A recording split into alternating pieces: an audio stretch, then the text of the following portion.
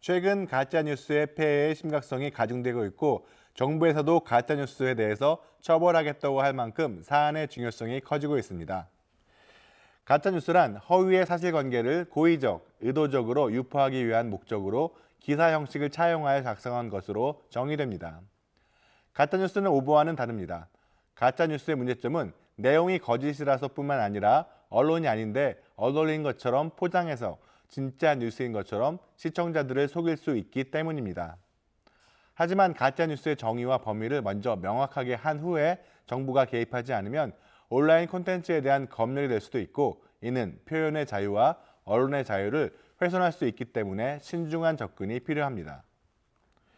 뉴스에 대해서 정부의 제재가 가해진다면 이는 불필요한 과잉 규제가 될 수 있고, 나아가 자연스러운 언론 형성 과정을 초기에 불법으로 규정하여 사회의 혼란만 가중될 수 있습니다.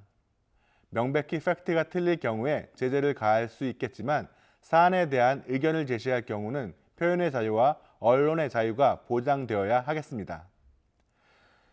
그럼에도 불구하고 점차 가짜 뉴스의 폐해는 커지고 있는 것이 역시 현실입니다.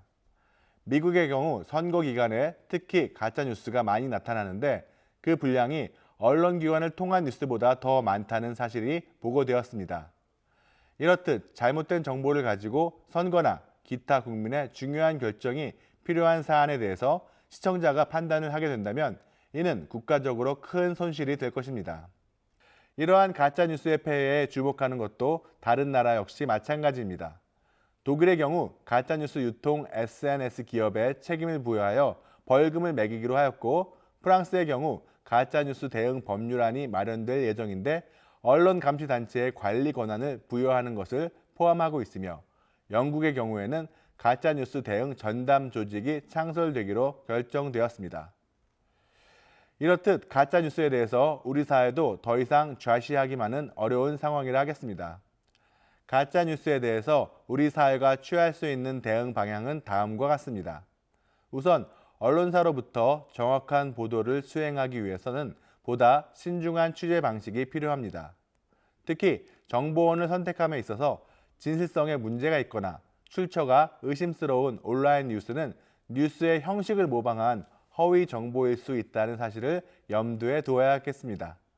또한 뉴스란 용어는 언론기관에서 만든 콘텐츠에만 붙여서 뉴스의 신뢰성을 훼손하지 않는 방안도 필요합니다. 가짜뉴스는 신뢰성 없는 단체에서 형식만 뉴스를 따르고 내용에 대해서는 기사에 적합한 요소를 갖추지 못했기 때문에 허위 정보라고 명명하는 것도 고려해 볼 수 있겠습니다. 시청자를 위해 가짜 뉴스를 구별하기 위한 가이드도 제시되어 있습니다. 국제도서관연맹에서 제시한 바로는 정보원을 살펴보고 저자를 확인하고 본문을 읽어서 근거 정보가 확실한지를 살피면 가짜 뉴스인지를 상당 부분 확인할 수 있다고 제시하였습니다. 여기에 더해서 우리나라도 팩트체크 사이트가 공공기관이나 시민단체에서 개설되어 시청자들이 접한 뉴스가 가짜뉴스가 아닌지를 스스로 확인할 수 있는 시스템이 제공될 필요가 있을 것입니다.